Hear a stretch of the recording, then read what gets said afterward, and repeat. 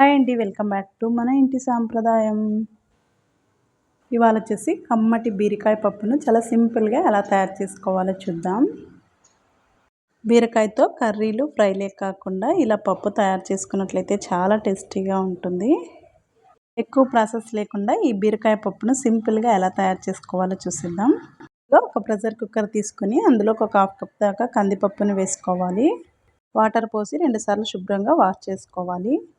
అలాగే 2 కప్పుల దాకా వాటర్ పోసుకొని 2 టమాటాలను చిన్న ముక్కలుగా కట్ చేసుకొని వేసుకోవాలి. బీరకాయకి పైనున్న తొక్కనంతా తీసేసుకొని చిన్న ముక్కలుగా కట్ చేసుకొని ఒక హాఫ్ కప్ దాకా వేసుకోవాలి. అలాగే మీరు తినే స్పైసీని బట్టి అందులోకి పచ్చిమిర్చిని యాడ్ చేసుకోండి. ఒక హాఫ్ టేబుల్ స్పూన్ దాకా పసుపు వేసుకొని కొంచెం కొత్తిమీర అలాగే కొంచెం చింతపండు వేసుకొని కొంచెం ఆయిల్ వేసుకోవాలి.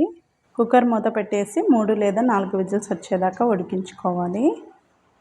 పప్పు పూర్తిగా చల్లారిపోయిన తర్వాత మూత తీసేసుకొని అందులోకి తగినంత సాల్ట్ వేసుకొని పప్పు గుత్తితో ఈ విధంగా మెదుపుకోవాలి. పప్పుని మరీ మెత్తగా కాకుండా కొంచెం పలుకు పలుకుగా ఉండేలాగా మెదుపుకోవాలి.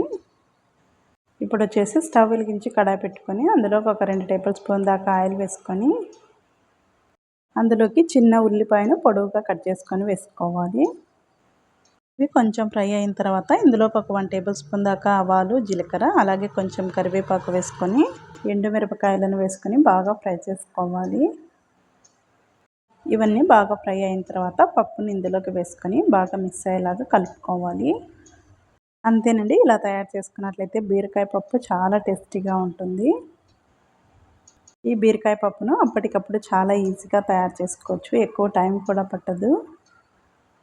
వీడియో మీకు నచ్చినట్లయితే ఒక లైక్ చేయండి. అలాగే మరిన్ని రెసిపీస్ కోసం మన ఇంటి సాంప్రదాయం ఛానల్ని సబ్స్క్రైబ్ చేసుకొని పక్కనే ఉన్న బెల్ బటన్ని యాక్టివేట్ చేసుకున్నట్లయితే నేను పెట్టే ప్రతి వీడియో మీ వరకు వస్తాయి. Thank you for watching.